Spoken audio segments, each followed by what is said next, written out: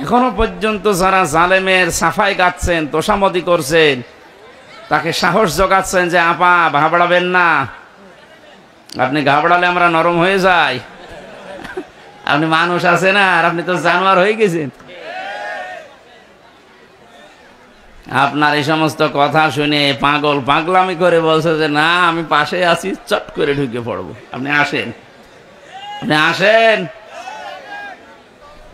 আগস্টের 5 তারিখের 1টা পর্যন্ত সব একেবারে জান্নাতে ছিল।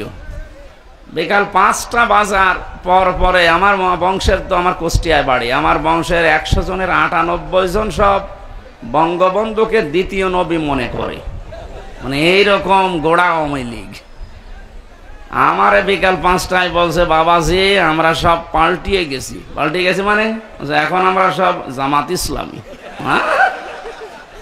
জামাত ইসলাম তা ভালো, বলছে পরিবর্তন হয়ে এত দ্রুত 4.5 ঘন্টার ভেতরে ইমান এনেছে, এখন সব পাল্টিয়ে গেছে। এই জন্য ছোটখাটো যে মানুষগুলো মাঝারি ধরনের জালেম ছিলেন, আর একেবারে ছোট জালেম, তারা দেখছে না আর কাজ হবে না, কারণ জালেমরা আর ঘুরতে পারবে না এদেশে। মানুষ এখন বড় সচেতন।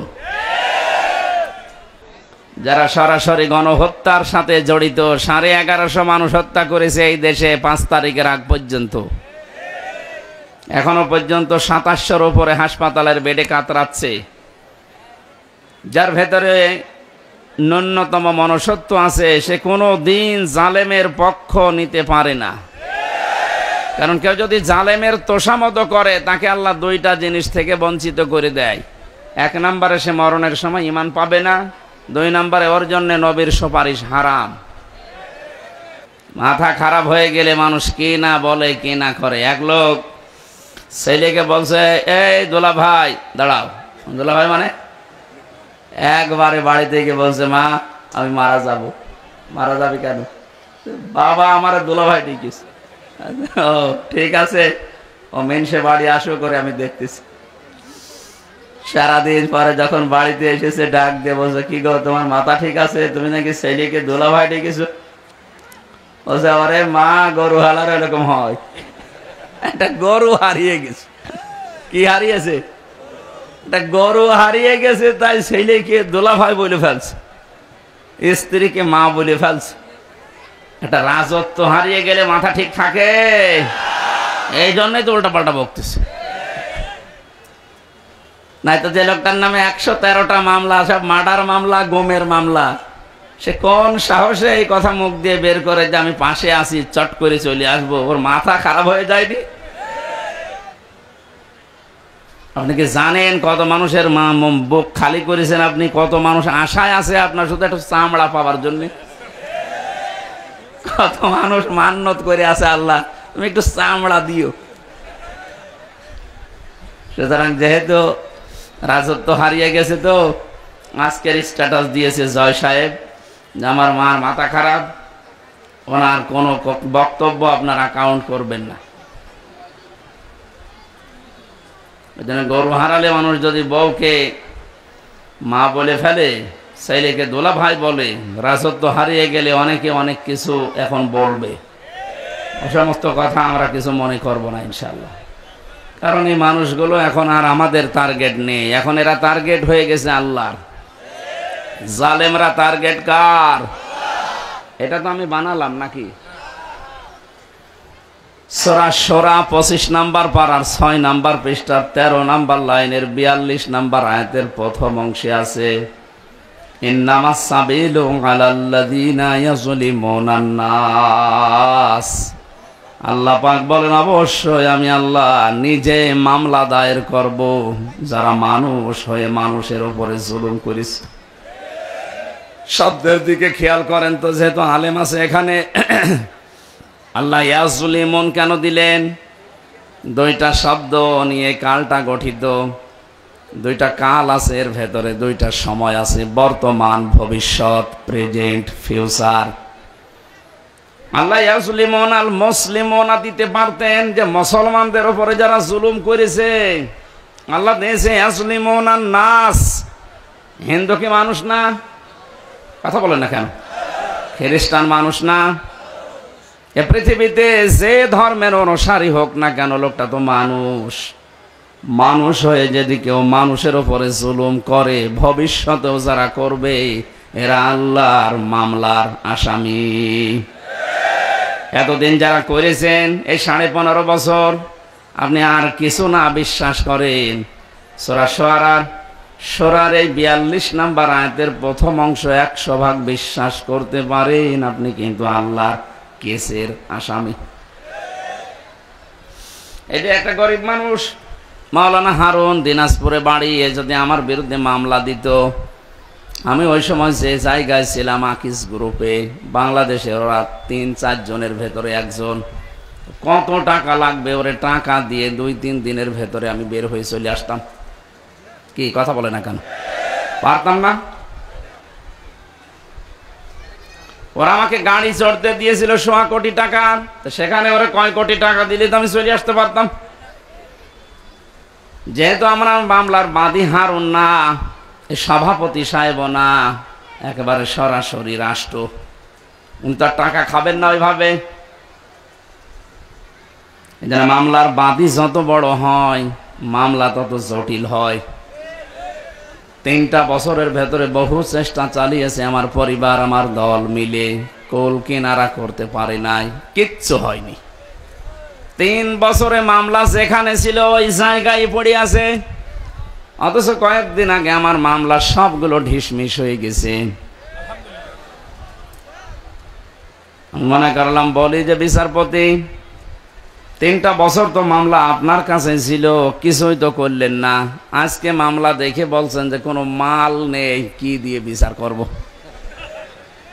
যা, সব খালাস করে দিলাম। এতদিন বললেন না কেন? এতদিনে তো মামলায় কোনো মাল ছিল না। কথা বলছেন না কেন?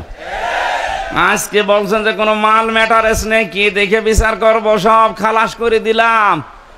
সে ধরা পড়ার পর থেকে তো আপনার কাছে উঠতে আছে মামলা, ওই সময় কেন দিলেন না?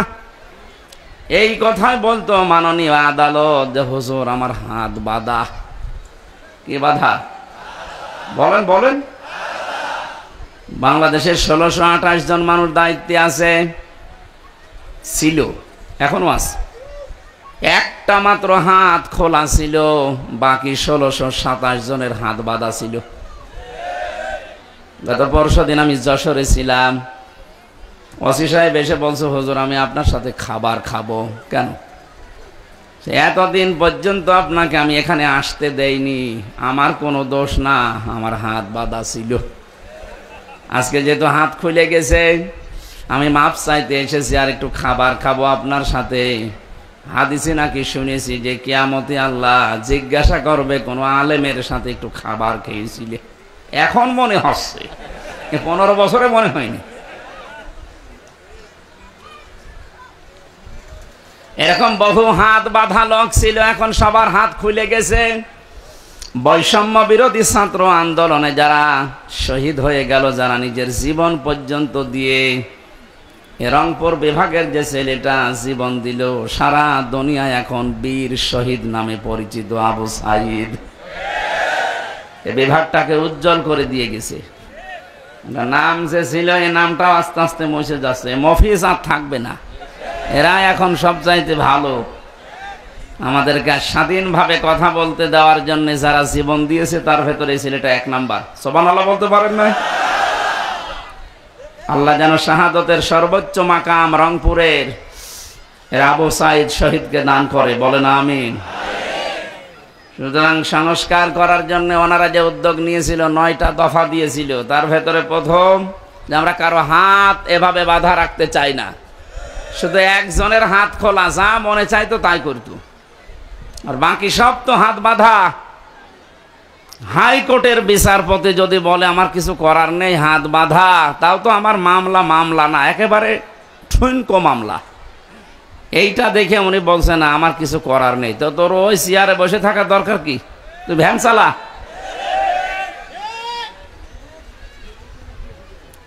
আল্লাহ বিশাল জগদ্দল পাথর আমাদের বুকের ওপর থেকে নামিয়ে একটা স্বস্তি, শান্তি, একটা নিরাপত্তা আমাদেরকে দিচ্ছেন। আমি ওই ধাঁচে একটা তেলাওয়াতকৃত আয়াত সামনে আপনাদের দিয়েছি। তাফসিরুল কোরআন মাহফিল লিখে দিয়েছেন। আমরা তাফসির আকারে কথা বলার চেষ্টা চালাবো ইনশাআল্লাহ। মনে করলাম যে এটা মনে হয় সিরাত মাহফিল, যেহেতু তাফসির মাহফিল লিখেছেন আমরা তাফসির আকারে কথা বলবো। আল্লাহ যেন আমাদের তৌফিক দেন। জাহাঙ্গীর আলম ভাই বলছিলেন যে একটা স্বস্তি লাগছে, একটা আনন্দ লাগছে, আমাদের আসলেও একটা আনন্দ লাগছে। কোন নিয়ামত পাওয়ার পরে যদি তিনটা বিষয় আপনার সামনে আসে তাহলে আপনি মনে করবেন যে আপনি নিয়ামতের শুকরিয়া আদায় করেছেন। কয়টা? এটা একটা নিয়ামত না? এই যে মুক্তভাবে জীবনে কথা বলতে পারছি এখন, উনি বলছিলেন না যে এখন আর অনুমতি নেওয়া লাগবে না। হ্যাঁ, আসলেই তাই। সারা বাংলাদেশের 56,000 বর্গ মাইল।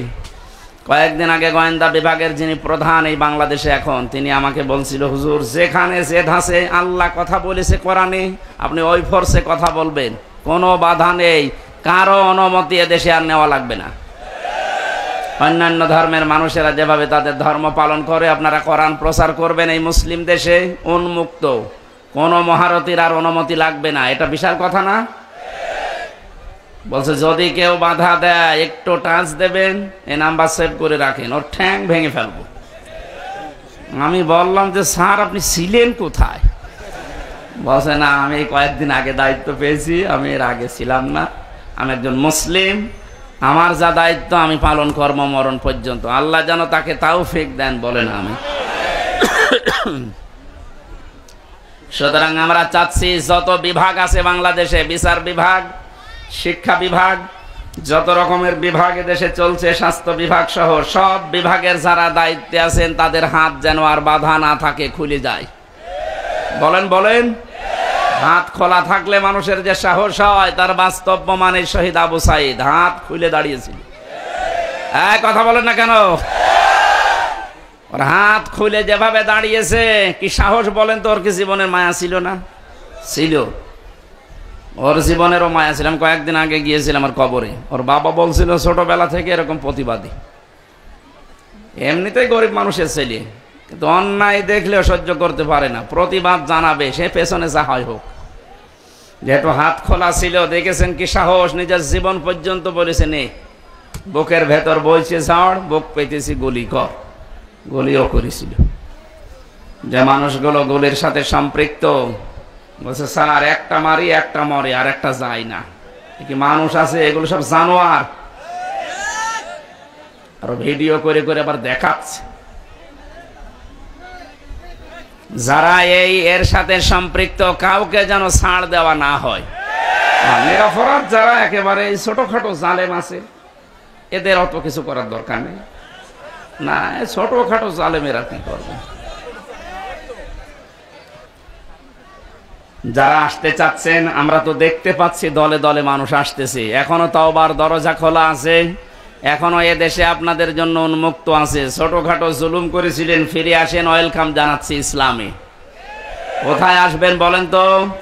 ইসলামে আসবেন। আল্লাহ ইয়াজলিমুন আন নাস এমনি দেয়নি, ওই জুলুম তো বন্ধ হয়ে গেছে, কিন্তু এখনো জুলুম থেমে নেই। আপনি কি মনে করছেন জুলুম বন্ধ হয়ে গেছে? এখন অনেক ঘাপটি মারা মুনাফিক ছিল এই 5 তারিখের পর থেকে আজকের এই 13 তারিখ পর্যন্ত, ওরা এখনো পর্যন্ত থেমে নেই, ওরা এখনো চালিয়ে যাচ্ছে। যারা এগুলো করছেন আপনারা থামেন, নয়তো আপনার কপালে ওই জালেমদের মতো আগুন লাগবে।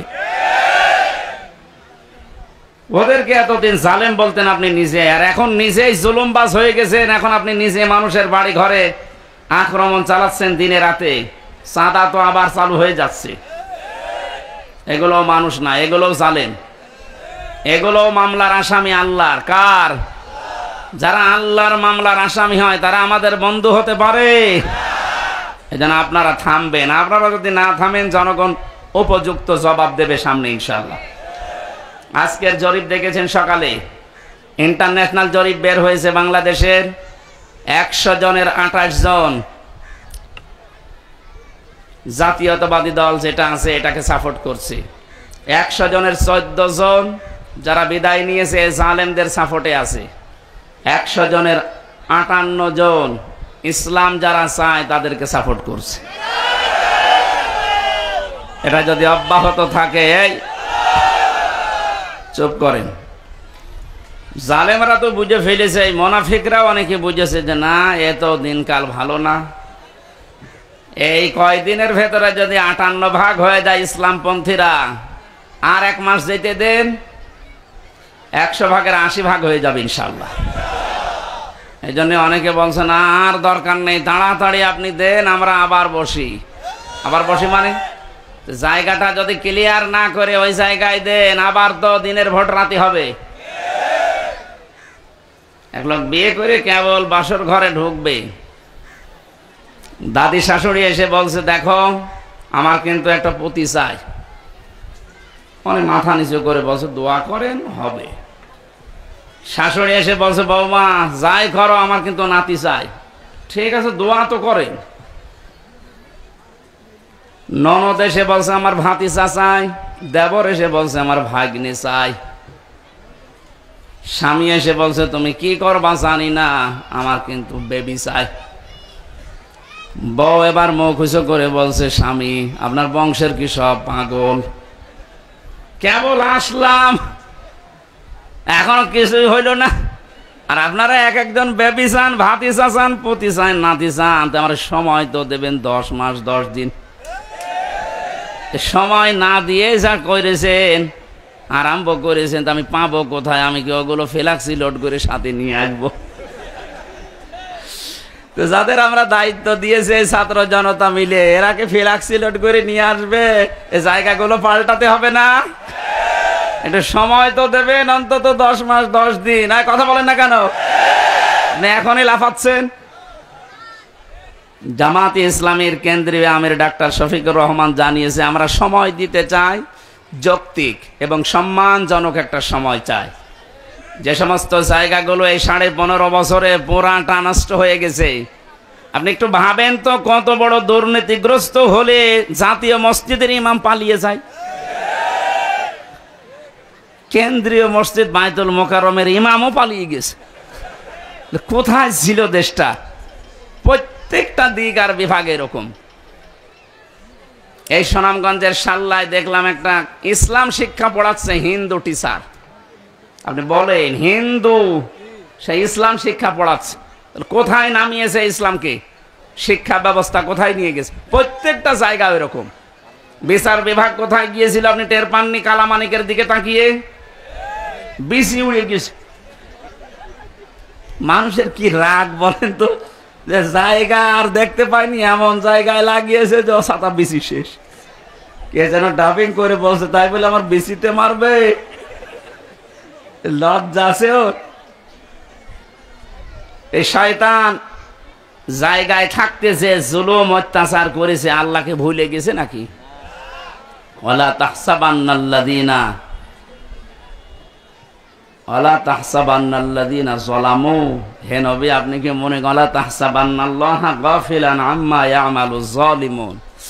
নবী আপনি কি মনে করেন যে আমি জালেমদের সম্পর্কে একেবারে বেখবর হয়ে বসে আছি, আমার কোনো খোঁজ খবর নেই? সবচাইতে বেশি খবর রাখে আমি জালেমদের। আল্লাহ যে জালেমদের খবর রাখেন এটার বাস্তব প্রমাণ দেখেননি? আর কি দেখবেন বলেন তো? আমার জীবনে সব পূরণ হয়ে গেছে। ও কালা মানিক যেদিন খেজুর পাতায় না কলা পাতায় ছিল, ওই দিন আমার মন ভরে গেছে। যা, আর কিছু লাগবে না। আল্লাহ যদি দুনিয়া আর কিছু নাও দেখায়, আমার আর কিছু দেখার দরকারও নেই। এই জন্য বলছি সংস্কার যখন আরম্ভ হয়েছে বাংলাদেশের 1628টা চেয়ারের একটা চেয়ারেও যেন আর কোনো আগের লোক না থাকে। ইমিডিয়েটলি তাড়াতাড়ি এই জায়গাগুলো পরিষ্কার করে নতুন মানুষ ওখানে বসান। হয়তো এরা না মাঝে মাঝে নতুন নতুন ইস্যু তৈরি করে আবার এ দেশটাতে পৃথিবীকে দেখাবে যে এখনো আমরা শান্ত হতে পারিনি। আমরা তো শান্তই আছি। এই কথা বলেন না কেন? এদেশে এখন যে যার ধর্ম ঠিক মতো নিরাপত্তার সাথে পালন করছে, কোনো অসুবিধা নেই। হ্যাঁ, কিছু মানুষ যেহেতু চাচ্ছে এদেরকে যেন উপরে উঠতে না দেয়, ওরা চালিয়েছিল হিন্দুদেরকে দিয়ে, পারে নাই। হালে যখন পানি নেয়নি, দেখছে আলেমরা মন্দির পাহারা দেয়, তখন আর কি করবে? ওটা বাদ দিয়ে এবার চালিয়েছে প্রধান বিচারপতিকে দিয়ে, দেখি কিছু করা যায় কিনা। ছাত্র জনতা দেখলো না, তখন আর হালে পানি নেয়নি, আবার লাগিয়েছে আনসার। আনসার মানে সাহায্যকারী। কিসের সাহায্যকারীরা? শয়তানের সাহায্যকারী। এটা দিয়েও পারে নাই, ডাক্তারদের লাগিয়েছে, ওইটাও হালে পানি নেয়নি। আবার লাগিয়েছে গার্মেন্টস কর্মীদেরকে, ওইটাও যখন আর পানি নিচ্ছে না, ওদের যা চরিত্র, আমার মনে হয় এখন গলন্দ ঘাটের বেশ্যাদেরকে লাগাবে সামনে।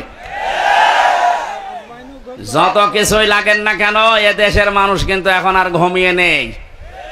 58 যখন আজকের রিপোর্ট, আর কয়দিন যেতে দেন, 70 হয়ে গেলে এ দেশটা ইসলামের হাতে আসবে ইনশাআল্লাহ।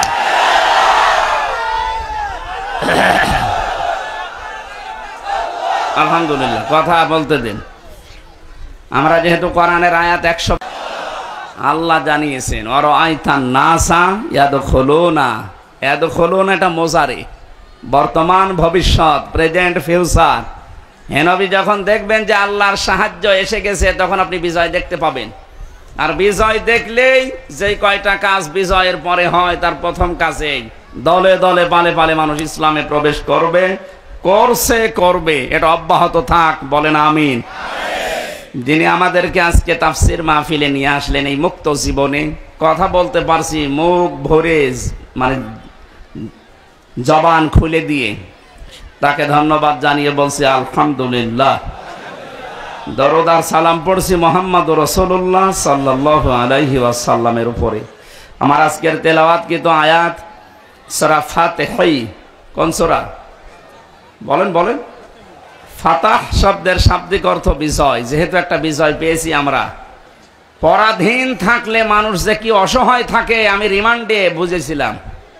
মাটির নিচে যখন আমাকে নিয়ে যেত, মাঝে মাঝে চোখ কালো কাপড় দিয়ে বেঁধে, আমার মাথায় দড়ি লাগিয়ে, হাতে হ্যান্ডকাপ দিয়ে টাঙিয়ে রেখেছিল 11 ঘন্টা। এমন একটা অসহায়ত্ব জায়গায় ছিলাম, দুনিয়ার কোনো মানুষের আওয়াজ নেই সেখানে, মাটির নিচে একেবারে কিং কর্তব্য বিমূঢ় হয়ে, কোনো আওয়াজ যায় না। কোন নামাজ হচ্ছে, কোন আজান হচ্ছে, কিছুই জানি না। জোহর, আসর, মাগরিব, ইশা পড়েছি আমি ইশারায়, আমি জানি না যে আজান হয়েছে কিনা, নামাজ হয়েছে কিনা, কারণ কোথায় আছে আমি নিজেও জানি না। পরবর্তীতে দেখলাম মাটির নিচ থেকে ওই সিঁড়ি দিয়ে উপরে তুলছে।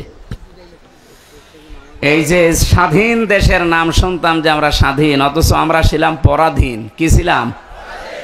এই কঠিন অবস্থা থেকে আল্লাহ আমাদেরকে তুলে আনলেন যেখানে, আপনি লক্ষ্য করেন। আজকে মাওলানা মামুনুল হক আছে রংপুরে, কালকে মনে হয় দিনাজপুরে আসবে। কয়েকদিন আগে আমার কুষ্টিয়ার বাংলাদেশ জামাত ইসলামী কুষ্টিয়া জেলা শাখার উদ্যোগে 550 আলেমকে এক জায়গায় করেছিল। আপনি ভাবেন বাস্তবতা নিয়ে, আজ 550 আলেম 3.5 ঘন্টা 4 ঘন্টা আমরা আলোচনা করেছি। কোনো বাধা নেই, কোনো ভয় নেই, কোনো আশঙ্কাও নেই।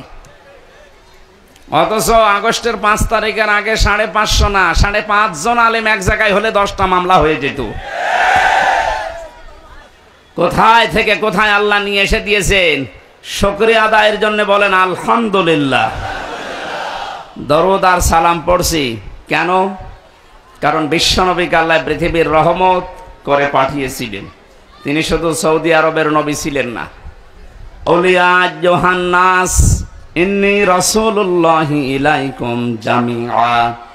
হে নবী, আপনি দুনিয়ার মানুষকে জানান আমি শুধুমাত্র এই এলাকার জন্য নবী হয়ে আসি না, এই তামাম পৃথিবীর যত জায়গা আছে সবার জন্য আমি রাসূল।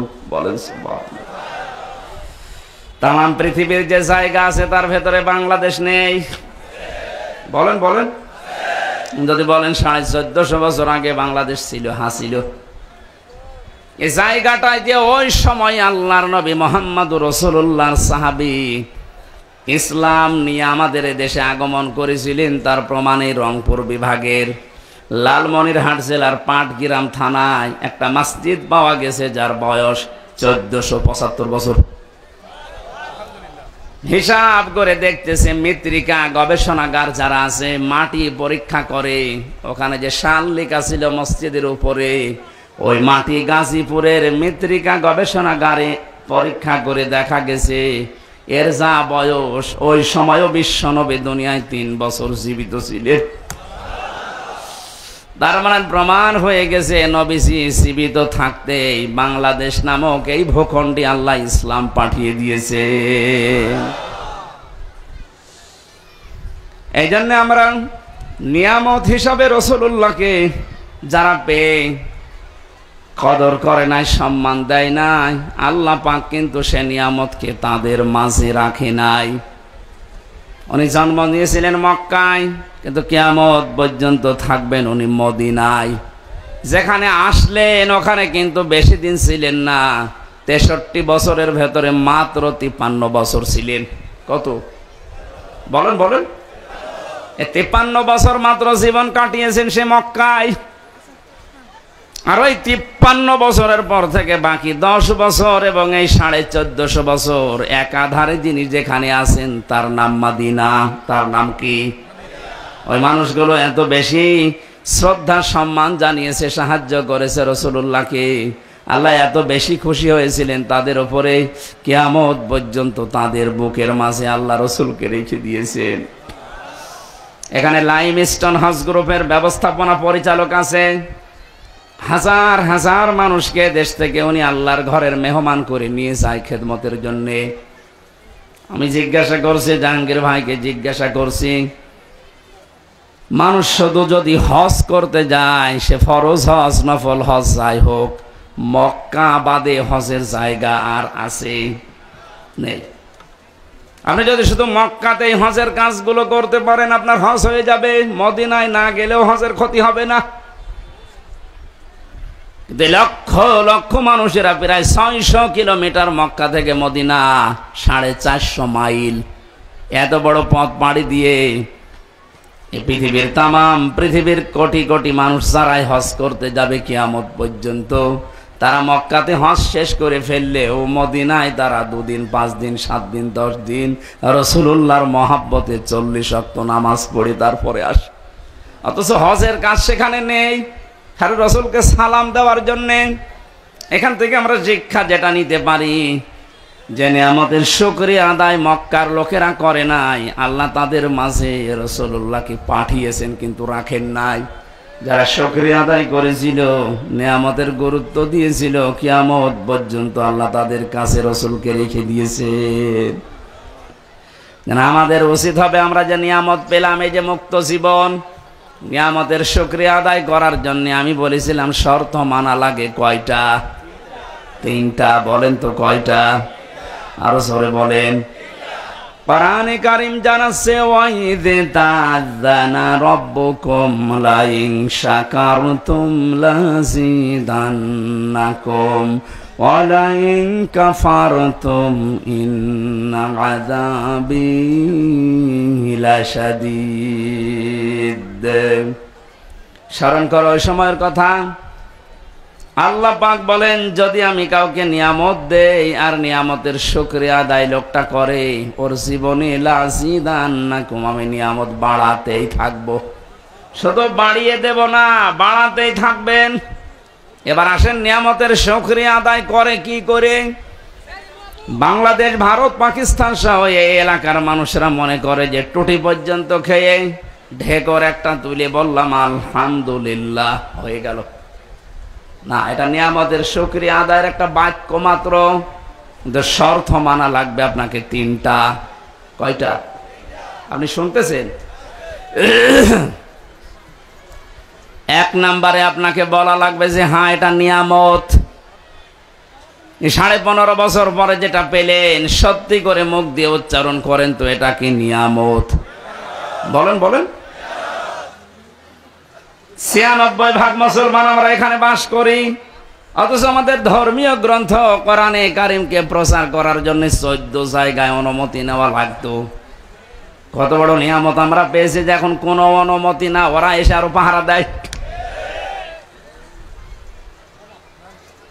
এই নিয়ামত আমরা সবাই স্বীকার করছি তা না। আমি যে বললাম ওই যে 14 জন এখনো পর্যন্ত জালেমদের পক্ষে আছে, ওরা কিন্তু এই নিয়ামত পেয়ে খুশি না, ওরা এখনো বেজার। 100 জনের 14 জন বাদ গেলে বাকি থাকে কত? 86% মানুষ এখন আমরা সবাই শুকরিয়া আদায়ের জন্য বলেন আলহামদুলিল্লাহ। 2 নম্বরের শর্ত হচ্ছে আপনার মনের ভেতরে একটা আলাদা আনন্দ আপনি অনুভব করবেন, অনির্বচন সুখ আপনি পাবেন, যেটা আমি পাচ্ছি, জাহাঙ্গীর ভাই বলল পেয়েছে, আমরা অনেকেই পাচ্ছি। খালি পাচ্ছে না ওই 14 জন। 3 নম্বরে শুকরিয়া আদায়ের শর্ত হচ্ছে যে উদ্দেশ্য নিয়ে নিয়ামতটা আপনি পেলেন ওইটা তার জায়গা মতো পৌঁছিয়ে দেবেন। যেহেতু 9 দফা কর্মসূচি ছিল, যারা ছাত্র আন্দোলনে যুক্ত ছিল তাদের প্রথম কর্মসূচি যে কোনো বৈষম্য থাকবে না। এক কথা বলছেন কেন? এই ছেলেটা বিশ্ববিদ্যালয় থেকে অনার্স মাস্টার্স করা, এর সাথে আর একটা ছেলে পড়েছে।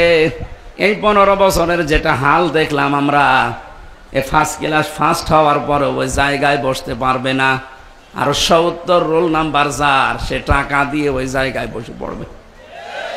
এটা তো বৈষম্য না? বলেন। এই কাজগুলো যারা জারি করেছিলেন, এই বৈষম্য দূর করার জন্যই তো আন্দোলন ছিল। সুতরাং আমরা দেখতে চাই এদেশের 1 ইঞ্চি জায়গায় যেন বৈষম্য বলে কিছু না থাকে। আর এটা দূর করার জন্যে মানুষের তৈরি করা আইন কানুন দিয়ে 100% সম্ভব না, এটা সম্ভব হবে আল্লাহর এই কালাম দিয়ে। সুতরাং নিয়ামতের যদি সত্যি পরিপূর্ণ শুকরিয়া আদায় করতে চাই, আল্লাহ পাকের এই নিয়ামত, এই কালাম দিয়ে 56,000 বর্গ মাইল চলা লাগবে। এটা আমরা দেখতে চাই না। এটা তো রাজনীতি না, এটা নিয়ামতের শুকরিয়া আদায়ের মাধ্যম বললাম, কারণ এটা ছাড়া আপনি পারবেন না। আল্লাহর কালাম যেখানে নেই, আপনি মনে করেন যে হ্যাঁ ও সমস্ত দেশ উন্নত, আমিও দেখে এসেছি, কিন্তু ওখানে 100% ন্যায় বিচার নেই। আমি যে সিঙ্গাপুর, মালয়েশিয়া, থাইল্যান্ড সহ কতগুলো দেশ ঘুরে আসলাম কিছুদিন আগে, ওখানেও দেখেছি শান্তি আছে, কিন্তু 100% ন্যায় বিচার ওই দেশে নেই। কারণ ওখানে আল্লাহর এই কালাম দিয়ে দেশ চলে না। আমান হাকামা বিহি আদালা, যারা কোরআন দিয়ে বিচার ফায়সালা করতে পারবে, নবীজি বলেন তারাই শুধু ন্যায় বিচার করতে পারবে। সুতরাং আমাদের এই দেশে যদি ইনসাফ কায়েম করতে চাই, ন্যায় বিচার দেখতে চাই, পৃথিবীর কোন মানুষের আইন দিয়ে হবে না, আইন লাগবে আল্লাহর। 53 বছর তো দেখলেন বাবা চালিয়েছিল, দুর্ভিক্ষে মানুষ মরিয়েছে। কথা বলছে না কেন? এটাকে আমি বানালাম? আমার ফাঁসি চাই। বীর মুক্তিযোদ্ধা মতিউর রহমান লিন্টু, এই লোকটার একটা বই আছে, এতদিন গোপন ছিল, এখন বাজারে পাওয়া যাচ্ছে। একটু পড়ে দেখেন তো, আপনি নিজেও বলবেন যে আমারও ফাঁসি চাই।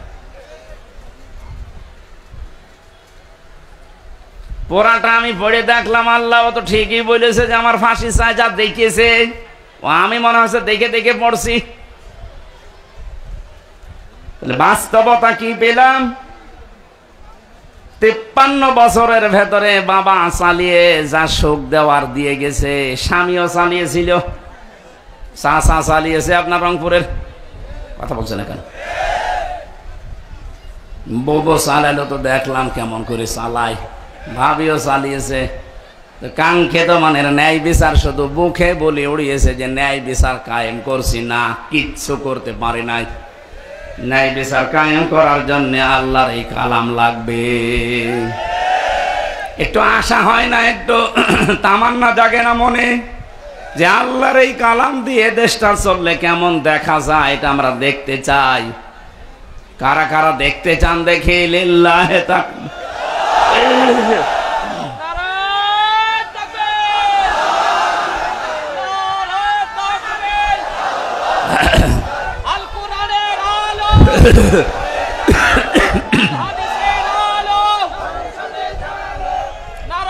আলহামদুলিল্লাহ,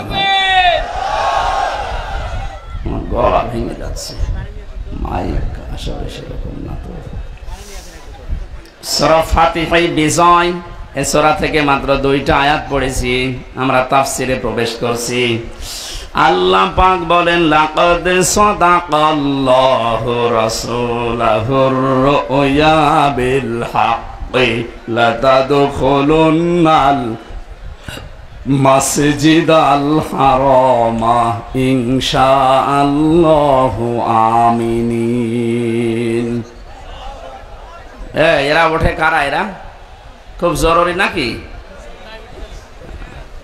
খুব জরুরি হলে যান, তাছাড়া একটু একটু কথা শোনার চেষ্টা করেন। আমি গুরুত্বপূর্ণ কিছু পয়েন্ট এখান থেকে বের করবো ইনশাআল্লাহ। আল্লাহ পাক বলেন, অবশ্যই আমি আমার রাসূলকে যে স্বপ্ন দেখিয়েছি এই স্বপ্নটা অতি শীঘ্রই বাস্তবে রূপ দেব। আমি আল্লাহর ইচ্ছায় আমার রাসূল মসজিদে হারাম, যেটা পবিত্র ঘর, শান্তির জায়গা, এখানে নিরাপত্তার সাথে প্রবেশ করবে। এ ঘোষণাকার। প্রশ্ন আসতে পারে, এটা তো ১৫০০ বছর আগের কথা, এই আয়াত এখন আমাদের শোনানোর দরকার কি? এবার আসেন, ১৫০০ বছর আগে এই রসুলকে আল্লাহ যে স্বপ্ন দেখিয়েছেন, এই রাসূলুল্লাহ জানিয়েছে, আল উলামা ওয়ারাসাতুল আম্বিয়া, আলেমরা নবীর উত্তরাধিকারী, নায়েবে রাসূল, নবীর ওয়ারিস। এ কথা শুনেছেন কোনদিন? সুতরাং রাসূলুল্লাহ তো আর কিয়ামত পর্যন্ত থাকবে না, তার নায়েব থাকবে, তার উত্তরাধিকারী থাকবে। কথা বলেন না কেন? তার রূহানি সন্তানরা থাকবে, এই যে আলেম যারা আছে তারা। সুতরাং রাসূলুল্লাহ যে স্বপ্ন দেখেছিলেন আল্লাহ তা বাস্তবে রূপ দিয়েছে। কিয়ামত পর্যন্ত তো রাসূল থাকছেন না, তার নায়েব থাকবে। এই নায়েবরাও কিয়ামত পর্যন্ত, নায়েবে রাসূল যারা স্বপ্ন দেখবে তাদের স্বপ্ন আল্লাহ কিয়ামত পর্যন্ত বাস্তবায়ন করবেন। আমি একজন নায়েবের কথা একটু উল্লেখ করছি, শহীদ আল্লামা দেলাওয়ার হোসাইন সাইদি রহমতুল্লাহ আলাইহি। উনি যে নায়েবে রাসূল, আপনার কি ধারণা আছে যে না উনি নায়েবে রাসূল না? শুধু এ দেশে না, সারা বিশ্বের ভেতরে যদি ১০ জন আলেমের তাফসীর মানুষ ডাবিং করে শোনে, তার ভেতর উনি একজন। আমি পৃথিবীর বহু দেশে গেছি, যেখানেই যাই সেখানে ডাবিং করে করে আল্লামা দেলাওয়ার হোসেন সাইদি, ডাক্তার জাকির নায়েক, এই মানুষগুলোর লেকচার মানুষ শোনে। ওনাদের গুলো তো কাটা কাটা, সাইদি সাহেবেরটা যেহেতু কাটা কাটা না, সুর দিয়ে বলা হয়। দুনিয়ার মানুষেরা অনেকেই সুরের পাগল, এই জন্যে ইনার তাফসিরটা বিভিন্ন ভাষায় ডাবিং হয়ে মানুষগুলো শুনতেছে, বোঝে না অনেকে, তারপরও কান্দে।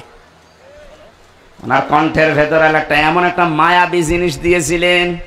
আমি অনেক কঠোর মানুষকে দেখেছি, ওনার নাম শুনতে পারে না, কিন্তু ওনার কণ্ঠের তাফসির শুনলে বসে জিমায়, যা কথা ঠিক আছে।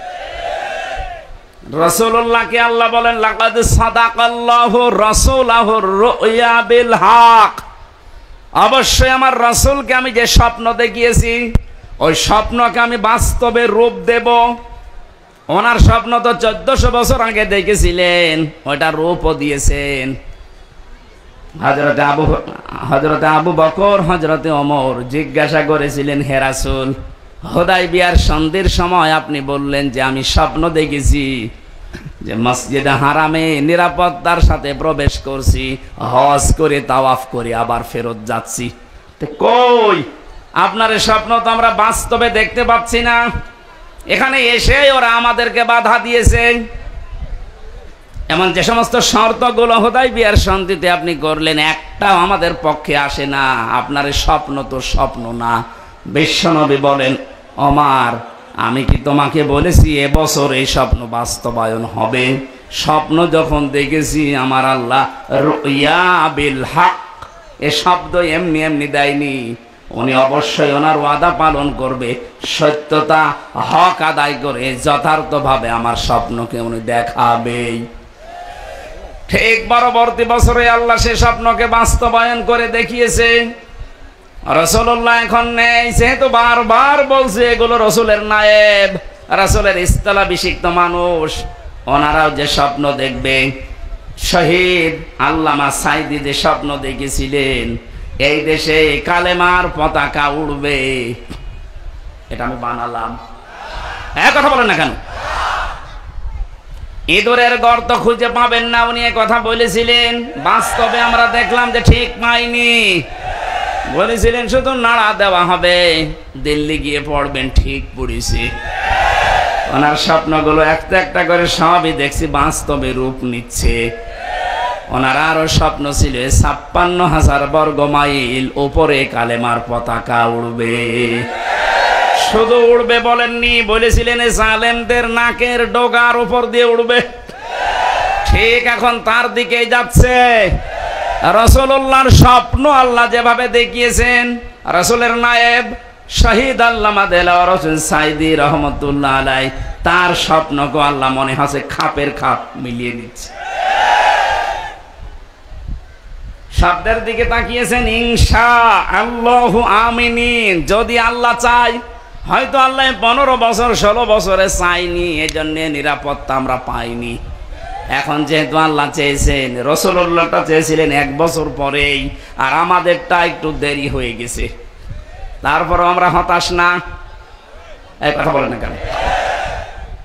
আল্লাহ পাক বলেন ইনশাআল্লাহু আমিনিন, নিরাপত্তার সাথে আমার যে ঘর মসজিদে হারাম, এই পবিত্র ঘরে হে নবী আপনার সাহাবীদেরকে নিয়ে আপনি প্রবেশ করতে পারবেন। আমরা দেখেছি ইতিহাস থেকে এই সূরার 18 নম্বর আয়াত আপনারা শুনছেন। হুদায়বিয়ার সন্ধির সময় 1300-1400 মানুষ নিয়ে এসেছিলেন নবীজি।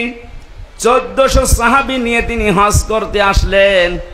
হুদায়বিয়া নামক যে জায়গাটা, ওখানে এখন দেখলাম একটা মসজিদ বানানো আছে, একটা খেজুর গাছ আছে পাশে, একটু ছোট্ট বাজার আছে, মানুষ বাজার ঘাট করছে। এই জায়গাতে 1500 বছর আগে রাসূলুল্লাহ 1399 জনকে হাতের উপরে হাত দিয়ে বায়াত করিয়েছিলেন। ও বাংলার মুসলমানেরা, শুধু ঘটনা শোনা না, এখান থেকে বাস্তব শিক্ষা কি? হযরত ওসমানকে পাঠিয়েছিলেন তারা মক্কাতে। ওরা ওসমানকে বেঁধে রেখে ঘোষণা দিয়েছে যে ওসমানকে হত্যা করা হয়েছে। ওই সময় রমজান মাস ছিল। নবীজি সাহাবীদেরকে বললেন, তোমরা সবাই আমার হাতের উপরে হাত দাও, ইহরামের যে কাপড় পরা আছে হজ করার জন্য ওইটা খুলে ফেলো। এখানে যেহেতু হজের ব্যবস্থাপনা পরিচালক আছেন লাইমস্টোন, আমি বারবার বলছি এই কারণে, বাংলাদেশে বহু মানুষ হজের কাজ করছেন। আমি নিজেও গেছি ফরিদপুরের একজনের মাধ্যমে, ঝিনাইদহের একজনের মাধ্যমে। আপনাদের এই এলাকা ভিত্তিক আমি যতটুকু খবর নিয়েছি, শুনলাম, আর ওনারা অনেক দিন থেকে ওই দেশের সাথে পরিচিত। এমন এমন মানুষের সাথে হজে উমরাতে যাওয়া দরকার, যেখানে গেলে আল্লাহর নিদর্শনগুলো দেখা যায়। আজকে আমি আসার পরে যে কথাগুলো শুনেছি, আশা করছি অনেক কিছু ওনারা আল্লাহর নিদর্শন দেখাতে পারবে। এই জায়গাটাতে একটু ঘাপলা আছে। যারা এই কাজগুলো করে ব্যবসার খাতিরে, তারা কিছু টাকা পয়সা বাঁচাতে অনেক মানুষকে আল্লাহর সৃষ্টি নিদর্শন দেখায় না। বহু জায়গা আছে দেখার মতো। আল্লাহ বলেন, কুল সিরু ফিল আরদ ফানজুরু, জমিন ভ্রমণ করো আর নজর করে দেখো। ওনাদের যারা দায়িত্বে আছেন, জাহাঙ্গীর ভাই সহ, মহসিন ভাই সহ, আর যারা আছে, আপনারা যদি যেতে চান ওই মানুষগুলোর সাথে যোগাযোগ করবেন আর বলে দেবেন, এই যে কোরআনে হাদিসে যে বর্ণিত জায়গাগুলো আমাদের দেখান, আমাদের ঈমান যেন যা আছে আরো বেড়ে যায়। আমি তো শুধু হজে যাইনি, 45টা দিন যত কিছু কোরআন হাদিসে পড়েছি সব মিলাতে গেছি। তো এখানে নবীজি 1400 মানুষকে নিয়ে একজন মানুষকে পাঠিয়েছিলেন, তার জামাই হযরত ওসমান, আর বাকি সব তার সাথে। যেই শুনেছে যে ওসমানকে ওরা হত্যা করেছে, শুধু এই খবরটা, অথচ হত্যা করে নাই, বেঁধে রেখেছিল। নবীজি বললেন, এই গাছের এই বাবলা গাছ, এখানে আমার হাতের উপরে হাত লাগাও, আর 1399 জন যারা আছো হজের কাপড় পরা, হজের কাপড় খুলে ফেলো। যারা আলেম আছেন বলেন তো, হজ করা অবস্থায় কাপড় খোলা না। কোনো মানুষ যদি শরীরের পশমও খুলে পড়ে যায়, তার ক্ষতি হবে হজের। হজের যে সমস্ত কাজগুলো আছে, একটাও যদি আপনার ওয়াজিব যেগুলো উলট পালট হয়ে যায়, বিনা কারণে আপনি চুল টেনে ছিঁড়তে পারবেন না। কথা বুঝতেছেন? যেখানে চুল টেনে ছিঁড়িয়ে বা এমনি চুল পড়িয়ে যদি টান দিয়ে তাহলে দম দেওয়া লাগে, হজের ক্ষতি হয়ে যায়। সেখানে আপনার ইহরামের কাপড় নবীজি বললেন খুলে ফেলো, সাধারণ কাপড় পরো। নবী কি জানতেন না যে আমার ফরজ হজ নষ্ট হয়ে যাবে? জানতেন না? জানার পরও কেন করলেন? এবার আসেন দ্বিতীয় নম্বরে। ওই সময় ছিল রোজার মাস, আর রমজানে রোজা ফরজ। নবীজি বললেন, সবাই ভেঙ্গে ফেলো রোজা, এখন রোজা রাখা লাগবে না, পরবর্তীতে দরকার হয় রোজা করে দিবা। ইসলাম আমরা কোন জায়গা থেকে কে কোথা থেকে নিচ্ছি জানি না, ইসলাম নেওয়া লাগবে রাসূলুল্লাহর কাছ থেকে। অমনি হিসাব মিলান, আজকে এই 1400 বছর পরে 1399 জন মানুষ নবীজির হাতে হাত দিলেন। আল্লাহ কোরআনের আয়াত নাযিল করলেন ওই সময়, লাকাদ রাদিয়াল্লাহু আনিল মুমিনিনা ইয ইউবাইউনাকা তাহতাশ শাজারাতি ফাআলিমা মা ফি কুলুবিহিম ফানজালাস সাকিনাতা আলাইহিম ওয়া আসাবাহুম ফাতহান করিবা। শব্দ দিয়েছেন, দেখেছেন লাকাদ, অবশ্যই আমি আল্লাহ রাজি হয়ে গেছি, অথচ কাজ এখনো শুরু হয়নি। আল্লাহ বলেন আমি রাজি হয়ে গেছি। রাদিয়া এটা মাঝির সিগা, এটা অতীতের শব্দ।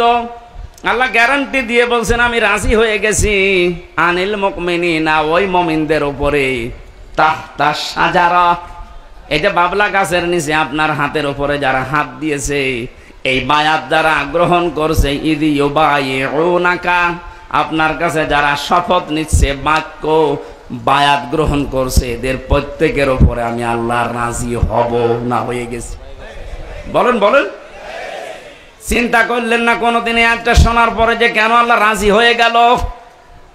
অথচ 2টা ফরজ তারা তরক করছে, হজ ভেঙে ফেলছে, রোজা ভেঙে ফেলছে।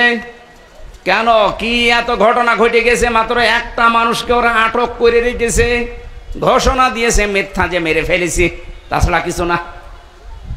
এখনো তো শুরু হয়নি কিছু। এতটুকুর পরে যদি নবী এতগুলো কাজ করতে পারেন, আল্লাহর নবী এতগুলো মানুষের হাত দেওয়ার পরে নিজের হাতটা উপরে বললেন এটা ওসমান নেই। আজকে যারা এই বায়াত নিচ্ছে সবার উপরে যেহেতু আল্লাহ রাজি, আমি এই হাতটা দিলাম, এটা ওসমানের হাত। বিশ্ব নবী জানালেন সাহাবীরা, আজকে আমাদের শপথ হচ্ছে একটা, ওসমান হত্যার বদলা না নিয়ে আমরা কেউ মদিনায় ফেরত যাব না। এই সংবাদ যখন ছড়িয়েছে যে 1399 জন নবীর হাতে হাত দিয়ে বায়াত গ্রহণ করছে যে ওসমান হত্যার বদলা না নিয়ে ওরা ফেরত যাবে না মদিনায়, ওরা এই সংবাদ গিয়ে ভয়ের চোটে ওসমানকে ছেড়ে দিয়েছে। সুবহানাল্লাহ, আলহামদুলিল্লাহ, আল্লাহু আকবার বলার জন্য আমি বলি না। এখানে শিক্ষা কি? একটা মানুষের জীবনের মূল্য কত বেশি। নবীজি শুধু একটা মানুষকে হারিয়েছিলেন, তা ওরা মেরে ফেলেছে, মিথ্যা সংবাদ ছড়িয়েছে। এ কারণে যদি তিনি বলতে পারেন আমরা প্রতিশোধ না নিয়ে আজকে মদিনায় যাব না, হজ এখন থাক, ইহরামের কাপড় খুলে ফেলো, রোজা ভেঙে ফেলো, আগে আমরা প্রতিশোধ নেব, শরীরে শক্তি অর্জন করো। 1100-র উপরে মানুষ মারা গেল 5 তারিখের আগে। আমাদেরও এখন শপথবদ্ধ হওয়া দরকার। আপনি কি বুঝে হ্যাঁ করছেন নাকি আন্দাজে হ্যাঁ করছেন? হ্যাঁ, ইসলাম এইটার নাম। আজ আমরা যদি ঐক্যবদ্ধ হয়ে এভাবে সব এক জায়গায় হতে পারি না, একজনের জন্য নবীজি যদি সব বাদ দিয়ে প্রতিশোধ নেওয়ার জন্য শপথ নিতে পারে, 1100 মানুষের জন্য যে লোকটা দায়ী, ও চট করে ঢুকে পড়বার আমরা আঙ্গুল চষবো। আসেন, আপনি আসেন, আপনাকে দেখছি, আসেন। এখানে একটা টাচ দিয়ে রাখি, কয়েকদিন আগে শিল্পকলা একাডেমির একজন দায়িত্ব পেয়েছে। এই লোকটার নাম সৈয়দ বেলাল আহমেদ, না হেলাল, বেলাল না হেলাল আহমেদ জান। এ লোকটা দায়িত্ব পাওয়ার পরে চেয়ারে বসেই ঘোষণা দিয়েছে আল্লাহর বিরুদ্ধে যে 2024 সালে মেয়েদের পর্দা করার দরকার নেই। পর্দা করা এটা তো হামজার নির্দেশ। কার? বলেন বলেন, এ সরাসরি কথা বলেছে হামজার বিরুদ্ধে না আল্লাহর বিরুদ্ধে? এটা যেহেতু তাফসির মাহফিলে এই মানুষগুলো না, এটা রেকর্ড হচ্ছে, কালকেই সারা দেশে ছড়াবে। আমি এখন 18 কোটি মানুষের দায়িত্ব নিয়ে কথা বলছি। ইমিডিয়েটলি এই নাস্তিককে চেয়ার থেকে নামাতে হবে। এই কথা বলেন না কেন? নয়তো এরকম সাহস পাবে, কিছুদিন পরে কালামানিকের মতো আরেকজন আসবে। আমরা চাই এই নাস্তিক সৈয়দ হেলাল উদ্দিন নাকি হেলাল আহমেদ শিল্পকলার দায়িত্বে যে পেয়েছে, আল্লাহর বিরুদ্ধে কথা বলিস। ৯৬% মুসলমানের দেশে আল্লাহর বিরুদ্ধে কথা বলা মানুষ আমরা দেখতে চাইছি? আরে না, ওকে পাল্টাতে হবে, ওকে পাল্টাতে হবে। এর জন্য যদি আবার শপথ নেওয়া লাগে, আমরা শপথ নিতে রাজি আছি। স্বপ্ন যখন দেখেছে রসুল্লাহ নায়েবরা, এ স্বপ্ন বাস্তবায়ন হবে। উনি যখন বলেছিলেন জালেমদের নাকের ডগার ওপরে কালেমার পতাকা উড়বে, ইনশাআল্লাহ এ স্বপ্ন বাস্তবায়ন হবে। এই জন্য তো আয়াতের মাঝে আল্লাহ ইনশাআল্লাহ দিয়েছেন, ইনশাআল্লাহু আমিন।